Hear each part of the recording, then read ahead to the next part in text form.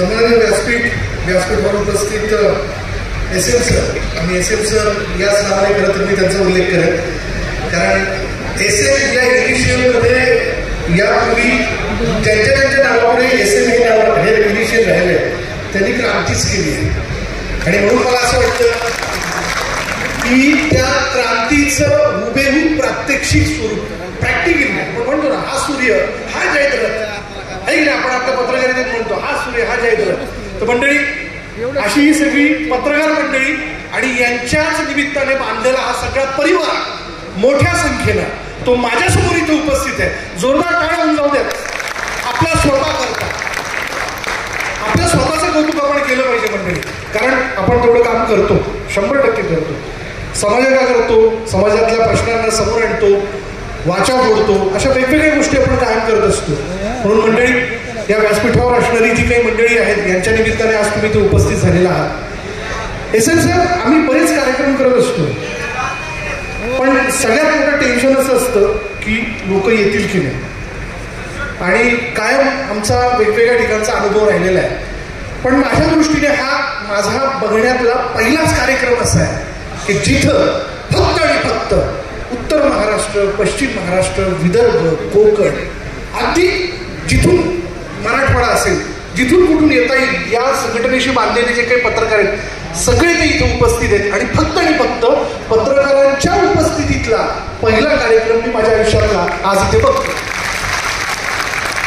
SM sir म्हणाले की सभागृहाची कपॅसिटी जी आहे ती 600ची आहे, पण आता त्याही पलीकडे आपण बघतोय बाजूला काही खुर्च्या वाढवाव्या लागल्यात, लोक येऊन बसतात.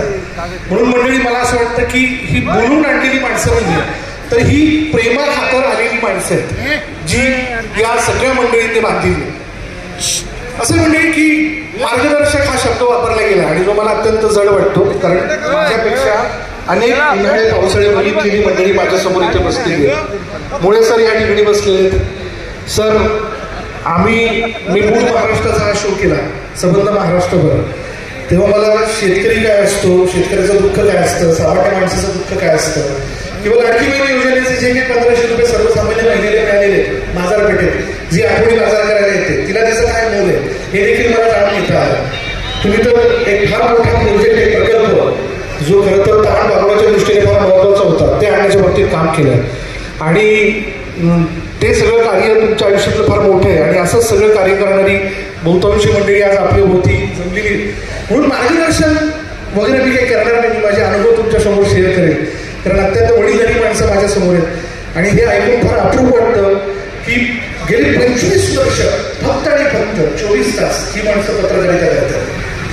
कठीण मंडळी, मला 14 वर्ष या माध्यमात झाली आता, पण आजही असं वाटतं की आपण काहीच नाही शिकलो, आपल्याला काहीच होत नाही.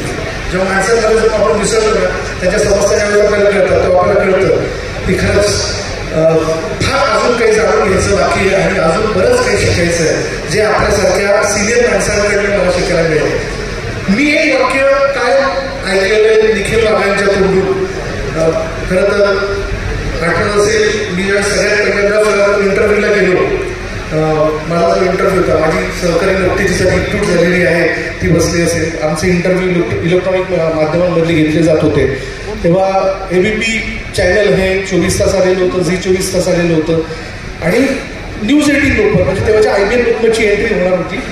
आणि मोठ्या संख्येने ज्यावेळेस ही बातमी पसरली तर खूप मुलं ग्रामीण भागातली असतील, शहरी भागातली असतील, त्यातल्या मी नाशिकसारख्या शहरातलं आहे, ज्याला मी जिथे जर्नलिझम केलं तेव्हा मी शिकलो गोखले स्कूल ऑफ जर्नलिझम, तेव्हा आमच्या अवतीभोवती एक फार वातावरण असं होतं की वृत्तपत्रात काम करणं म्हणजे पत्रकारिता.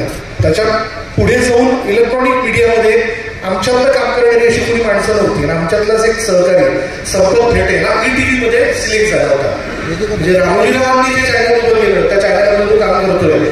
आणि आम्ही ज्यावेळेस तो गेला तो फक्त प्रोजेक्टसाठी परीक्षेसाठी यायचा कॉलेजमध्ये, तर आम्ही त्याच्याकडे धंगाळलेल्या चेहऱ्याने बघायचो. म्हणजे आम्हाला असं वाटायचं की हा ढगाला खाऊन आला, म्हणजे आता याला काय विचारून काय नाही अशी एक भावना आमची असायची. आणि त्या सगळ्या वातावरणात ज्यावेळेस कळालं की IBN लोकलचा इंटरव्ह्यू होता आणि मी गेलो, मी ठरवलं की आता नाही नाशिकमध्ये नाही थांबायचं. तेव्हा मी इव्हेंट मॅनेजमेंट कंपनीत जॉब करत होतो, त्यापूर्वी मी काही गमतीशीर जॉब करून बघितले, ज्या जॉबच्या माध्यमातून दिवसासाठी आपल्याला 500 रुपये कामाला मिळायला हवे. म्हणजे मला सांगायला अजिबात लाज वाटत नाही. आणि मला असं वाटतं की इथे उपस्थित असलेला प्रत्येक व्यक्ती जो खरं तालुका स्तरावरती पत्रकारिता करतो त्याला कोणत्याही कामाची लाज नाही. मी एक फार गमतीशीर जॉब केला होता, जे जाहीरपणे मला सांगावं असं वाटतं. मी वेगवेगळ्या लग्न सोहळ्यांमध्ये पेशव्या पावलांचे कपडे घालून उभं राहायचो आणि येणाऱ्या जाणाऱ्या लोकांचं स्वागत करायचं. अक्षरा दे, गुलाब दे, डोक्याला गंध लाव. म्हणजे आता छोट्याशा मुली ज्यावेळेस मला गंध लावायला आल्या तर मला एकदम माझ्या जुन्या आठवणी तरी आजच झाल्या. आणि त्या एका लग्नाचे मला 500 रुपये मिळायचे. असे दिवस मला 3 लग्न हे करायचे, 1,500 रुपये सुटायचे. आणि त्या जीवावरती 75,000 रुपये बॅलन्स केला आणि ठरवलं की मुंबईला जाऊन आपण स्टडी करायचं. जी 24 तासमध्ये इंटर्नशिपसाठी गेलो आणि तेव्हा तिथे शर्मा म्हणून हिंदीचे मोठे पत्रकार, म्हणजे तोंडामध्ये असं पान वगैरे त्यांचे. आणि मी जेव्हा त्यांच्या समोर गेलो मी त्यांना म्हणतो, सर मी जॉब के लिए आया हूँ. तर त्यांनी मला विचारलं की भाई जॉब के लिए आया हूँ, ऐसे मुंह उठा के आए? हाँ, अरे क्या तुम्हारा एक्सपीरियंस क्या है, इलेक्ट्रॉनिक मीडिया में आपने कितना काम किया है? तुम्ही म्हटलं काहीच नाही. तर मग त्यांनी मला सांगितलं पहिले काम करो, तब डिसाईड करो, स्वतःला पहिले घासा. आणि मी इंटर्नशिपला 24 तासमध्ये लागलो. आजही मला आठवतं सगळ्यात पहिल्यांदा ज्यावेळेस मी सायनला राहत होतो ईस्टर्न एक्सप्रेस हायवेला. बघा मी कायम असं आग्रह करतो की सर्वसामान्य माणूस हा बातमीत असला पाहिजे, तरच त्याची प्रगती होऊ शकते. आणि त्यासाठीच आपण काम करतो प्रत्येक जण. पण मला एक चमत्कारिक अनुभव तेव्हा आला होता जो मला शेअर करावा असं वाटतो. मी सायनला ईस्टर्न एक्सप्रेस हायवेला मार्केटमध्ये सर राहत होतो आणि तिथून मी नुकताच बाहेर पडलो. बाहेर पडल्यानंतर समोर एक फुटपाथ आहे तिथे आणि त्या फुटपाथवरती डेड बॉडी पडलेली होती आणि त्याची अवतीभोवती मृत्यू झालेली होती. तर माझ्यातला एकदम पत्रकार ना, पहिलाच दिवस इंटर्नशिपचा, आपण ऑफिसला जातो आणि इथंच आपल्याला बातमी मिळाली बघ इथं माणूस मेलेला आहे. मी लगेच ऑफिसला फोन लावून असाइनमेंटला की म्हटलं असा एक व्यक्ती आहे जो इथे त्याची डेड बॉडी पडली, त्याला दोन्ही बाजूला स्टॅक केलेलं आहे आणि तुम्ही इथे कॅमेरा पाठवा. तर समोरची जी हिंदीच्या असाइनमेंटची महिला होती तिने एकदम चमत्कारिक पद्धतीने मला एक प्रश्न विचारला, भाई वो सब तो ठीक है, मरने वाला कौन था? मरने वाला. तर मी हळूच त्याच्या आजूबाजूच्या लोकांना विचारलं. आता तिथे सगळे दक्षिण नाशिक माणसं जी सायड एरियामध्ये खूप राहतात. तर त्याने विचारलं कोण था मरने वाला? म्हणजे इडली सांबार वैष्णवला था. म्हणलं मॅडम इडली सांबार वैष्णवला था, लो प्रोफाइल है, न्यूज नहीं बन सकती, आप ऐसा करो वहां से निकलो. म्हटलं लो प्रोफाइल. आता लो प्रोफाइल हा शब्द मला पहिल्यांदाच कळायला शकतो की माणसाला बातमी टाकण्यासाठी सुद्धा त्याचा एक बॅकग्राऊंड असावं लागतं. त्याच्यावर काहीच चोरी होऊ शकत नाही, कारण ती इडली सांबार घेणारा माणूस आहे.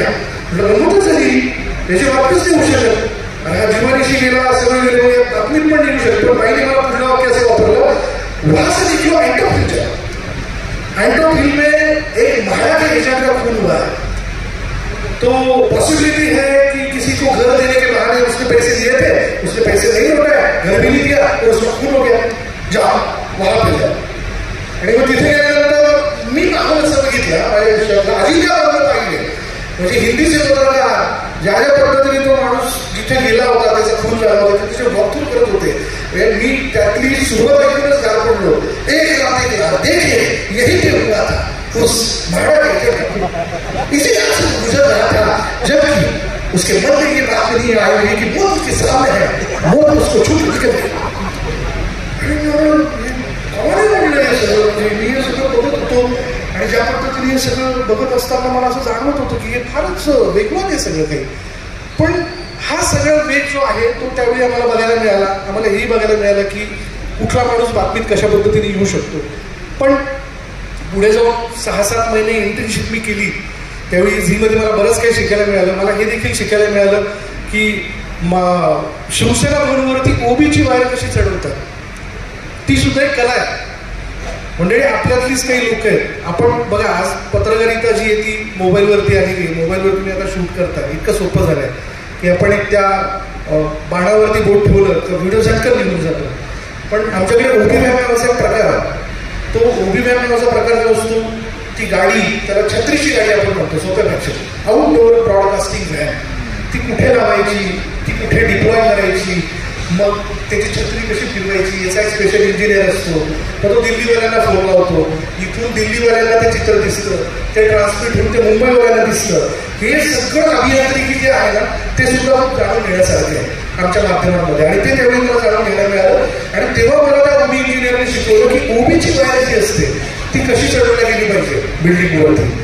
म्हणून आज मी ज्यावेळेस महाराष्ट्राच्या 4 ते 5 वारी कव्हर केल्या तेव्हा जिथे जिथे इव्हेंट्स होत होते तिथं ओबी घेणं, ओबी डिप्लॉय करणं, मग ती वायर कशा पद्धतीने तो कॅमेरा जर समोरच्या माणसाच्या घराच्या छतावर लावला तर तिथपर्यंत कशी न्यायची हे मला जाणून घ्यायला मिळालं. हा एक फार वेगळा अनुभव होता. पण या सगळ्यांच्या ज्यावेळेस मी न्यूज 18 लोकांचे इंटरव्ह्यूला गेलो, म्हणजे IPL बच्चा देखील वगैरे समोर बसलेले होते. मी माझे सगळे वेगवेगळे जे लेख लिहिलेले होते, महाराष्ट्र टाइम्स, देशदूत या न्यूजपेपरला मी त्यांच्या समोर ठेवले. आता दोन मनाने आपण काय अभ्यास करून जातो इंटरव्ह्यूसाठी? पहिले राष्ट्रपती कोण, पहिले पंतप्रधान कोण, संविधान, अमुक या सगळ्या गोष्टी ज्या असतात त्याचा अभ्यास करून जातो. महाराष्ट्राचा नोबेल दिवस कोणी आणला याचा अभ्यास करून जातो. यशवंतराव चव्हाण यांच्याबद्दलचा अभ्यास करून जातो. त्यांनी पहिला मग माझ्यावरती फेकला तो असा होता. अच्छा आलात ना, बरं झालं. चला सांगा, झिम्बाब्वेचे राष्ट्राध्यक्ष कोण? झिम्बाब्वेचे राष्ट्राध्यक्ष आम्हाला वेळा म्हणा. झिम्बाब्वेचे राष्ट्राध्यक्ष नाही बोल म्हणजे असंच उगाच पत्रकार व्हायचं, काहीच माहित नाही. म्हणजे माहिती आहे मला, म्हणजे काय माहिती, म्हणजे मला पहिले राष्ट्रपती माहिती आहे, म्हणजे मला पहिले मुख्यमंत्री माहिती, मला पहिले पंतप्रधान माहिती, ते सगळ्यांनाच माहिती असतं. पण त्यांनी अशी फेल घेतली, माझी हातात दिली, मला वाटली तथा असतो, परत येऊ नकोस, अजिबात येऊ नकोस मला, तुझ्या लोकांच्या या माध्यमात काही काम नाही.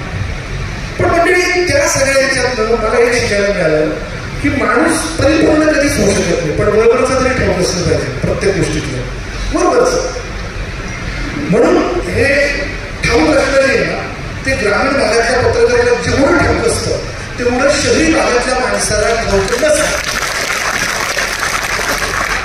बघा, त्याला शेतकऱ्याचं दुःख माहिती असतं, त्याला तिथलं माणसाचं जगणं माहिती असतं, त्याला तिथले उद्योग माहिती असतात, त्या उद्योगातनं झालेली प्रगती ठाऊक असते, अधोगती ठाऊक असते. म्हणून कुठलाही चांगला अँकर जर कोण होण्याची ताकद ठेवतो तर तो फील्डवरचा पत्रकार, ग्रामीण भागातला माणूस देखील हा उत्तम अँकर होऊ शकतो, यावर माझा ठाम विश्वास आहे, ठाम विश्वास आहे. म्हणून तुमच्या मागेसमोर बसलेल्या प्रत्येक माणसामध्ये एक चांगला वृत्त निवेदक हा आहेच आहे. तो व्यक्त होण्यासाठी आपल्याचा जो एक न्यूनगंड असतो तो काय असतो माहिती ना, विचारू की नाही विचारू, बोलू की नाही बोलू, बोललं तर काय नाही ना, दोनच गोष्टी होऊ शकतात. सर माझ्यापेक्षा ज्येष्ठ मंडळी इथे बसलेली, ज्यांनी म्हणजे आयुष्यात मार्केटिंगचा जॉब केला असेल तर बॉस आहे ना, बॉस कुठल्याही त्या एम्प्लॉईला, मी पण मार्केटिंगचा जॉब केलाय, तो ना दिवसाच्या सुरुवातीला तुम्हाला एक एनर्जी घेऊन पडतो, आज 15 ऑर्डर आल्याच पाहिजे.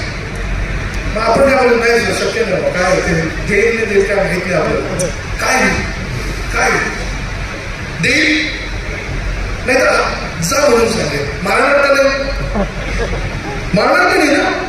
तसंच मंडळी आपल्या पत्रकारांचं, आपल्या प्रत्येकामध्ये ज्यावेळेस आपण प्रेस कॉन्फरन्समध्ये बसतो ते धड आपण प्रश्न विचारण्याची ताकद ठेवतो बेधड, आणि तोच बेधडपणा जो आहे ना तो व्यक्त होण्याच्या बाबतीत माणसामध्ये असलं पाहिजे.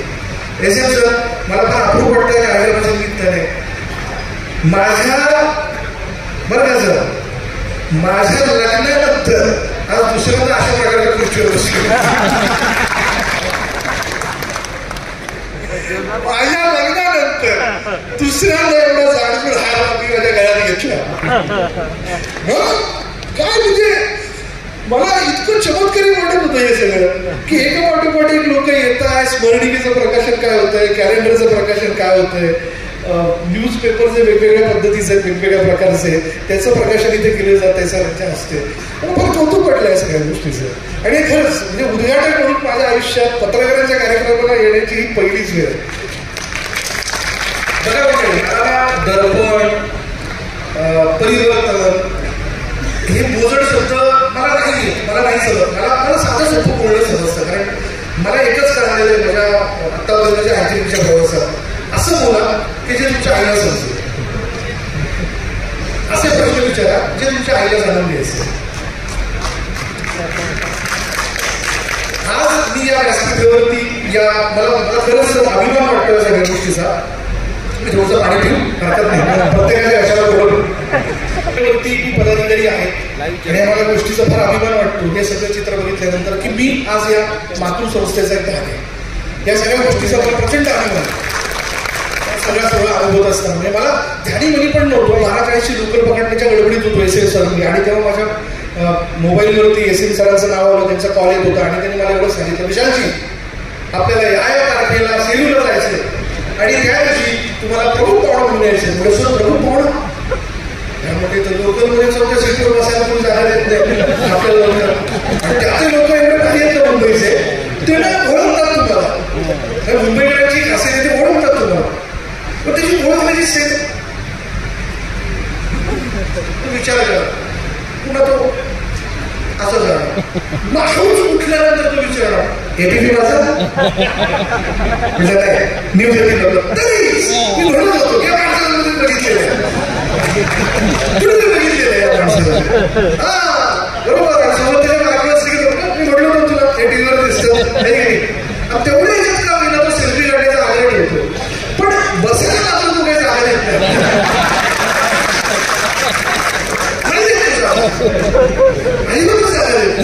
म्हणजे मला माझ्या आयुष्यात जमिनीवर आणणारी खूप माणसं भेटली कारण की असावी माणसं. माझा क्लासमेट आहे जो नाशिकमध्ये म्हणजे काय वर्गात आहे तो माझा विरोधच राहिला आणि म्हणजे विरोध करण्यानंतर आपलं वर्गामध्ये कार्य पण नव्हतं. म्हणजे मी शाळेत ढोल वाजवायचो त्याच्यामुळे सुदैवाने माझी कवायत चुकली म्हणजे नव्हती माझ्या नशिबाला कवायत ते मला वाटायचं कारण मी ढोल वाजवायचो मला ते पेटी वाजवायचो तबला वाजवायचो त्यामुळे कवायत कधी आपल्या वाटायला आली नाही.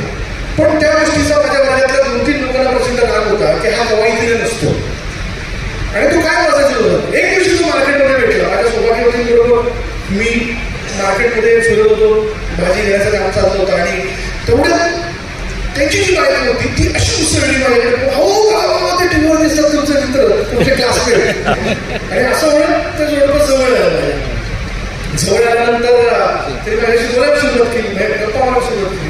वहिनी त्या अहो खरंच तुम्ही ते अभिषेक बच्चनचा इंटरव्ह्यू घेतला मुंबई देशपांडेचा इंटरव्ह्यू घेतला अहो एकदा का होईना हास्य जत्रेच्या सेटवर जायचं मी मला सांगते 100 वेळेस त्यांना बोलले पण यांना कामाचा वेळच काढत नाही. मी म्हणलं का वेळ काय नाही रे कुठं झालं असतं तिथे हास्य जत्रेच्या सेटवर काय भेटले तेवढंच तोही आपल्याला नाही मी यांना म्हणाले तर मग थोड्या वेळाने काय प्रश्न विचारा पण मला एक सांग तुम्ही जे कपडे घालता ते कपडे तुमचे असतात म्हणलं नाही मला कंपनीचे कपडे असतात आणि मी असं म्हणलं मी म्हटलं होतं ना हा आयुष्य अशी ही जमिनीवर आणणारी माणसं आवडून मोठी असते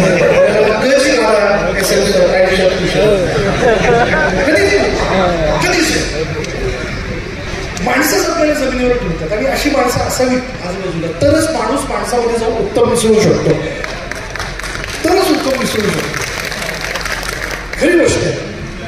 आणि म्हणून मला या गोष्टीचा फार आनंद वाटतो की आज या व्यासपीठावरती आष्णेवाडीमध्ये राजाभाऊ गदाते असतील आमचे मित्र विनायक सानप असतील यांनीच माझं नाव सुचवलं आणि एस एन सरांनी सुद्धा मला इथे या व्यासपीठावर घेण्याचं धाडस केलं त्याबद्दल मी आभारी आहे सर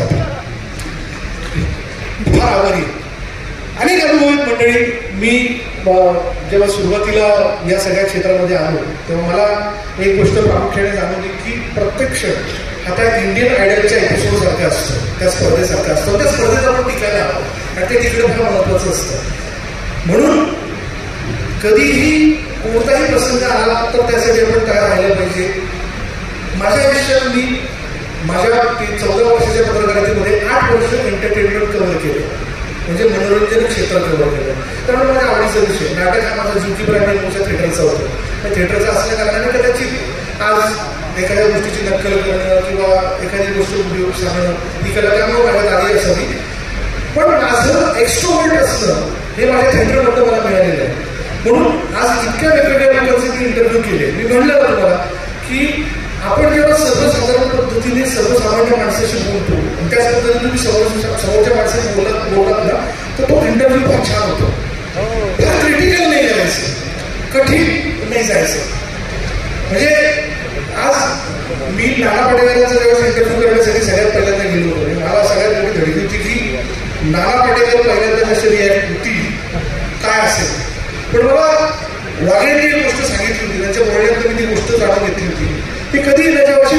माणसं असतात किंवा जी अनप्रिडिक्टेबल माणसं असतात, जी केव्हा कधी कशा प्रकारे रिॲक्ट होती सांगता येत नाही, तर त्याला म्हणजे सरेंडर व्हा.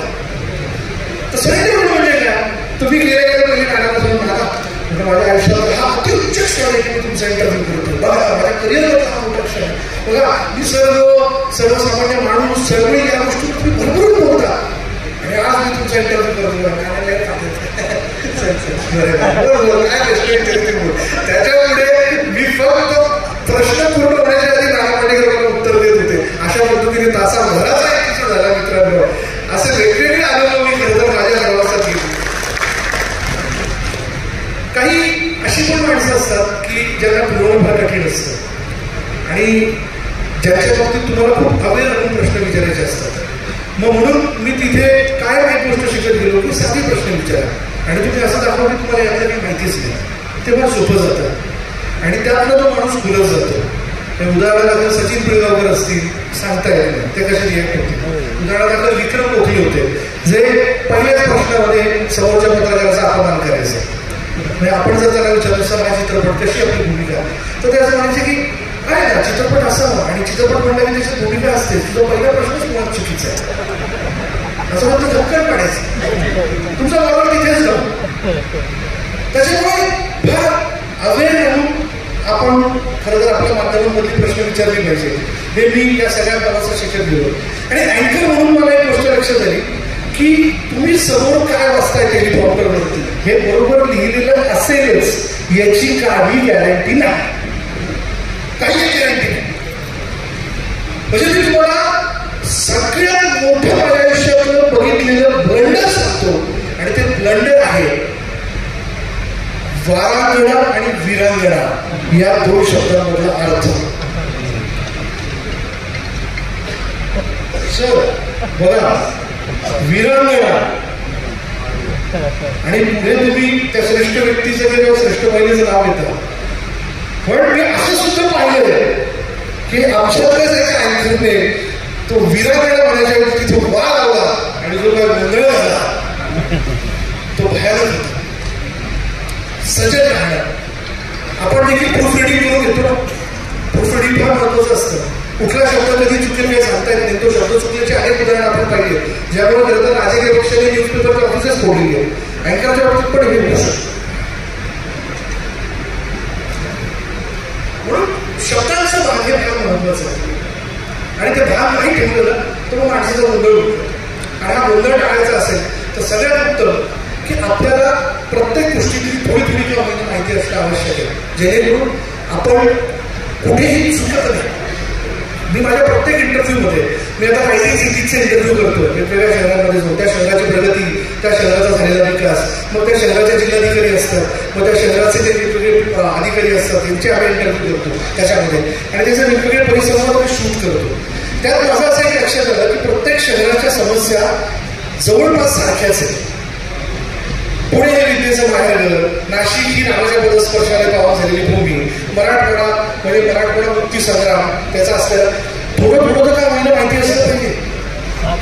आणि म्हणून मला असं वाटतं की जे कोणी आमच्यातले ज्युनियर माणसं आहेत, जे पत्रकारिता व्ह्यू बघतात, ज्यांनी त्यांच्या आयुष्याची सुरुवात केली, त्यांनी यांच्यासारख्या माणसांकडनं म्हणजे जे वेगवेगळ्या चप्प्यांमधून आलेले, वेगवेगळ्या भागातल्या प्रांतातून आलेले, त्यांच्याकडनं थोडी थोडी का महिला माहिती करून घेणं आवश्यक आहे. लाज बाळगू नये. मला येत नाही सर, तुम्ही मला हे समजून सांगा.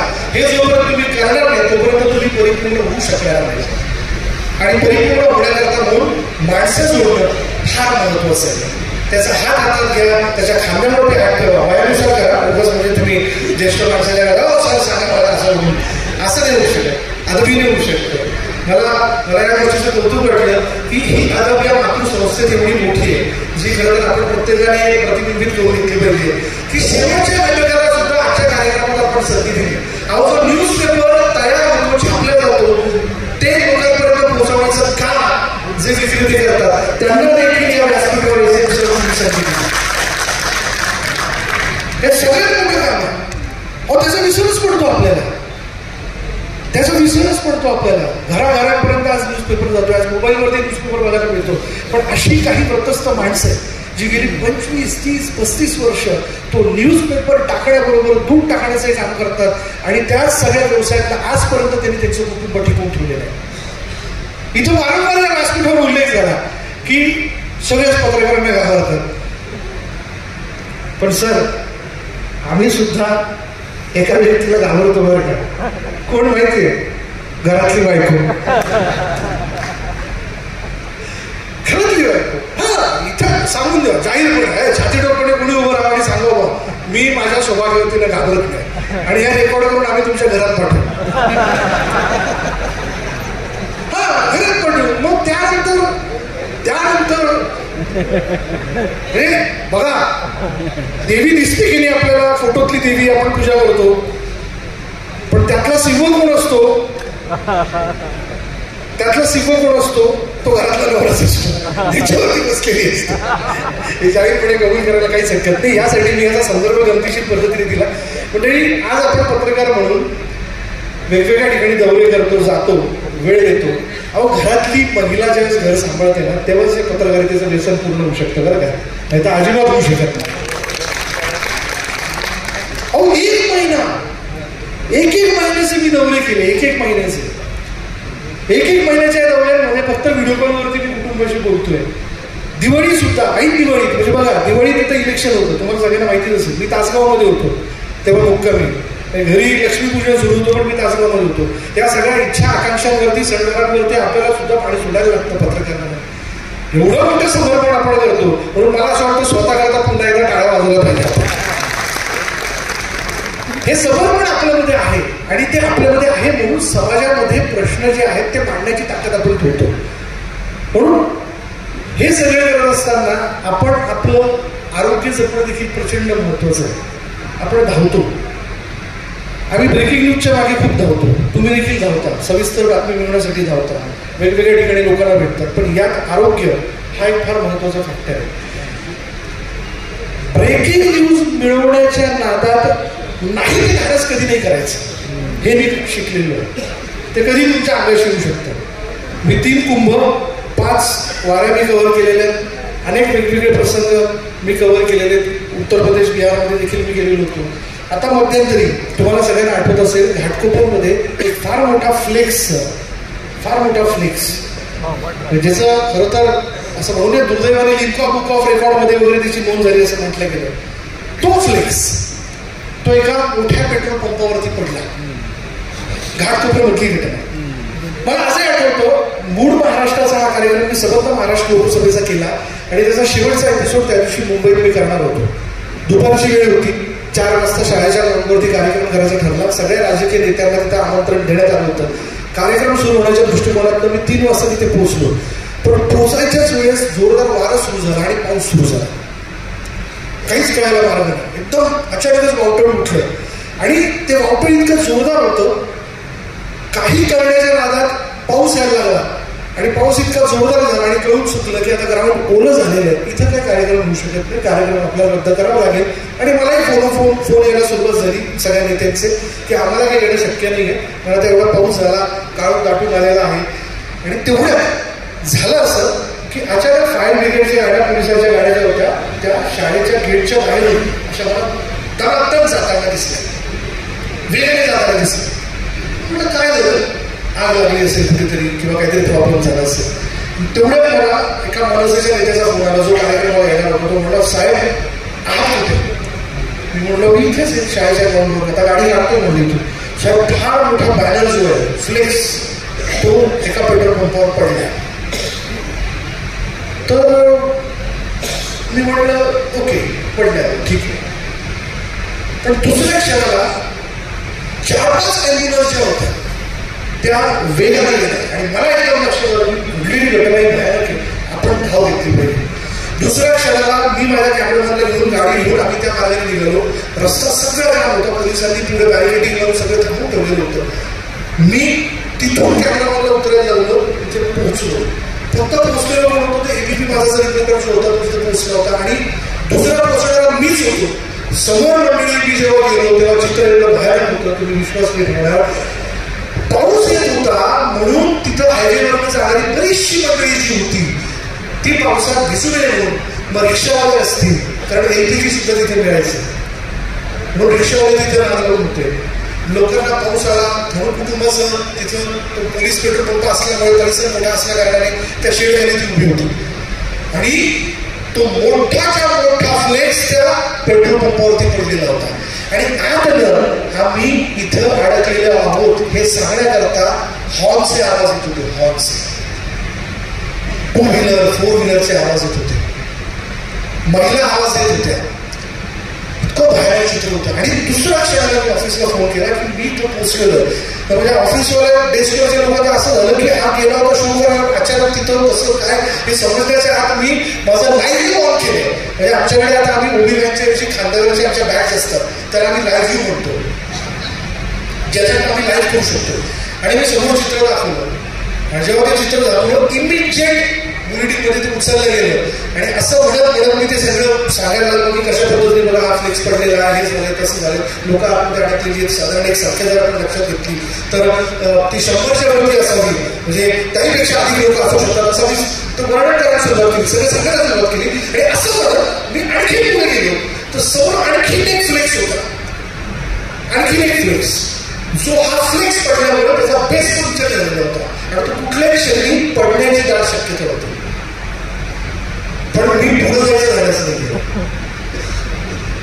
मंडळी, धाडस हे कुठल्या गोष्टीचं झालं हे देखील पत्रकार म्हणून इलेक्ट्रॉनिक माध्यमांमध्ये आपण समजून घेतलं पाहिजे, जाणून घेतलं पाहिजे. कारण हे धाडस करण्याच्या नादात अनेक आमच्या इलेक्ट्रॉनिक मीडियामधल्या लोकांचे जीव देखील गेल्याच्या घटना घडलेल्या आहेत. त्यामुळे बातमीबद्दलचं प्रेम आहेच, शंकाच आहे. बघा, तुमच्या बरोबर इतरही मंडळी ती बातमी छापणार आहे, पण त्यातलं विशेष मिळवण्याच्या नादात माहिती धाडस हे अंगाशी येऊ शकतं. म्हणून स्वतःला जपणं फार आवश्यक आहे. आरोग्य जपा. मला कौतुक या सगळ्या गोष्टीचं, SM सर या सगळ्या संघटनेच्या माध्यमातून. बघा मंडळी, सुखात सगळी माणसं असतात, दुःखात कोण आपल्यासोबत आहे हा फार महत्वाचा विषय.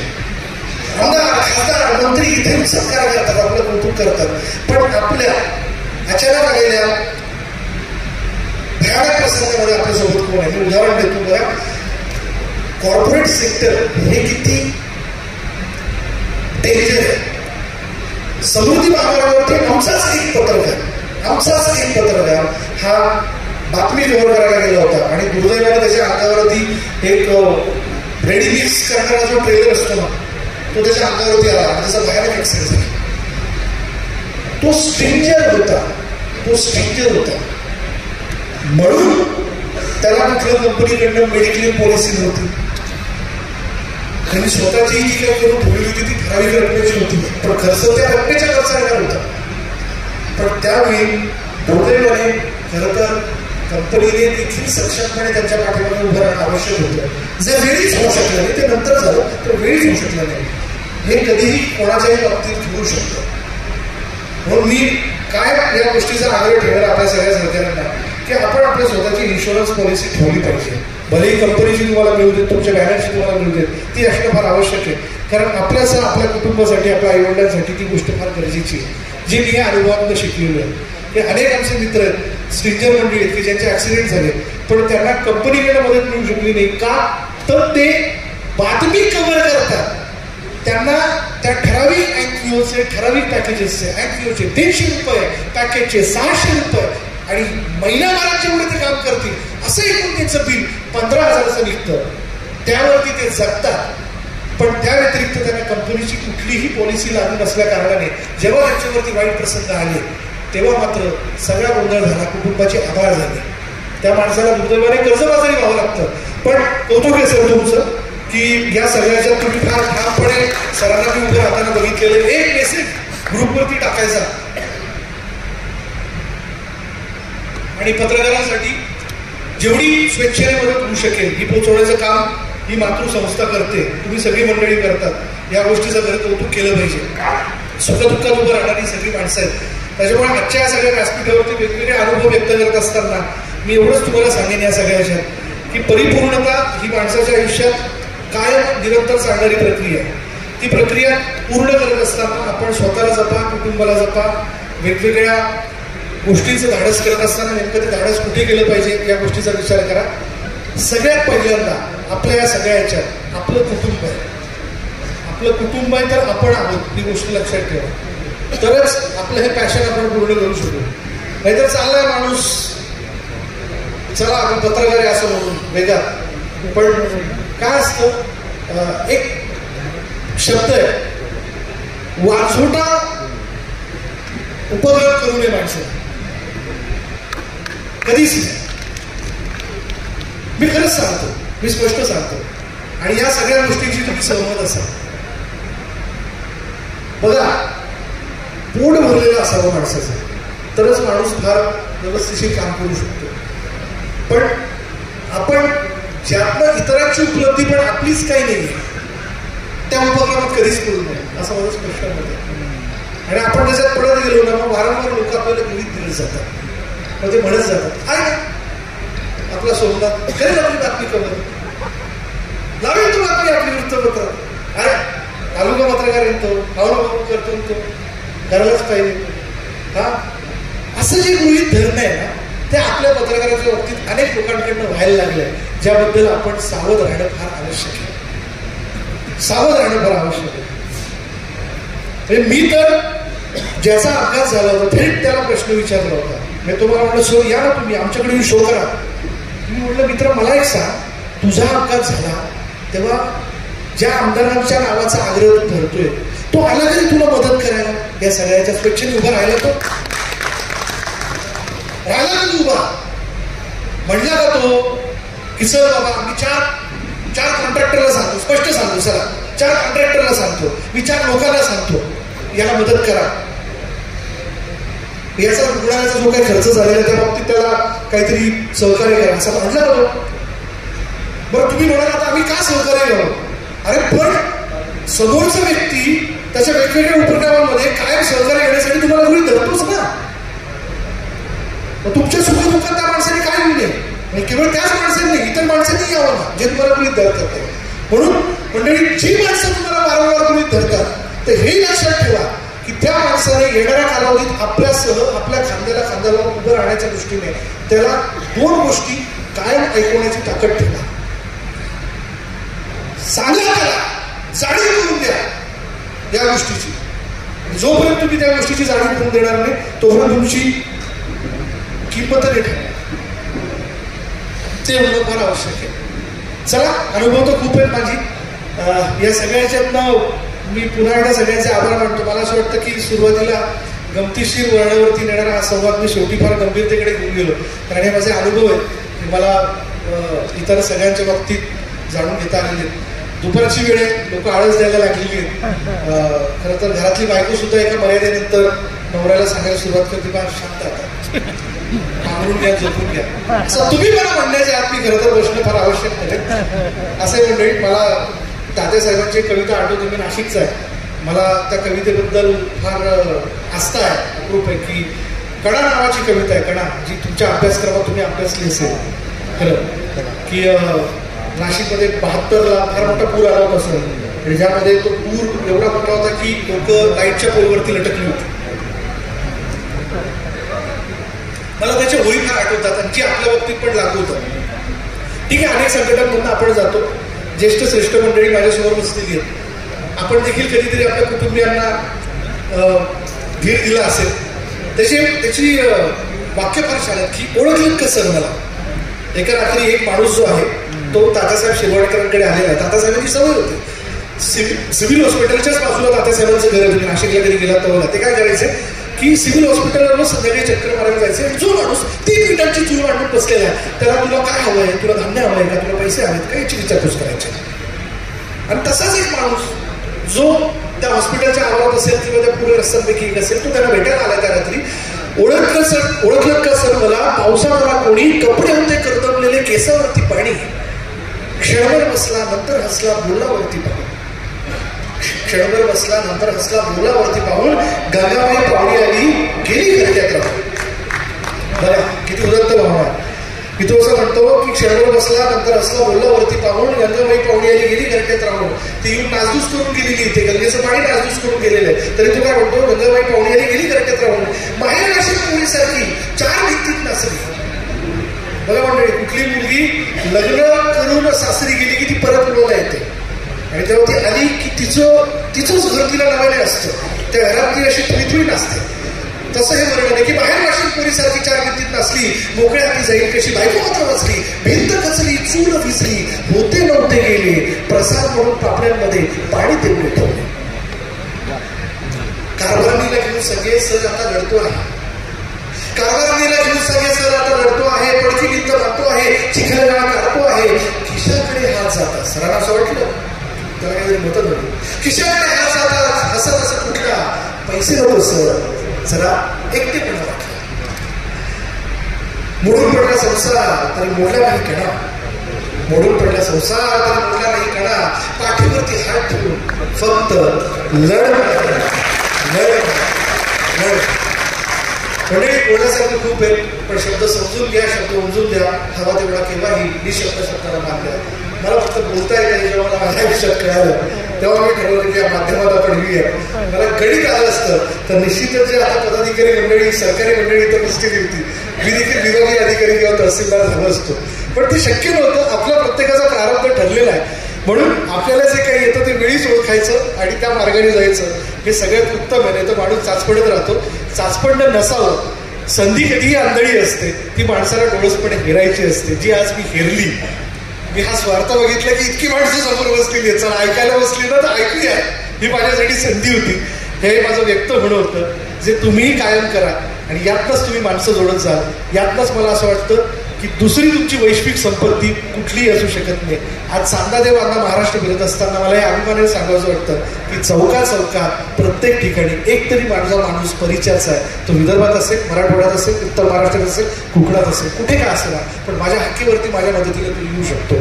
आणि हेच काम मातृसंस्थेने आपल्या या पत्रकार संघाने तुमच्या सगळ्या माध्यमातून केलेले आहे. म्हणून पुन्हा एकदा तुम्हा सगळ्यांचं खूप कौतुक आणि जोरदार टाळ्या. एकदा जोरदार टाळ्या होऊन जाऊ. म्हणजे टाळी हे सरस्वतीचं वरदान आहे आणि हे सरस्वतीचं वरदान असल्या कारणाने ती जेवढी आपण जास्त वाजवू त्यातनं आपला उत्साह वाढणार आहे. अशाच पद्धतीने एकमेकाचा उत्साह वाढूयात आणि वेगवेगळ्या भूमिकांमधनं भेटत जाऊयात. काय आता आपण व्यवसाय निवडलाच आहे तर तो आपल्याला करावाच लागणार आहे, दुसरा पर्यायच कुठे आपल्याला. धन्यवाद.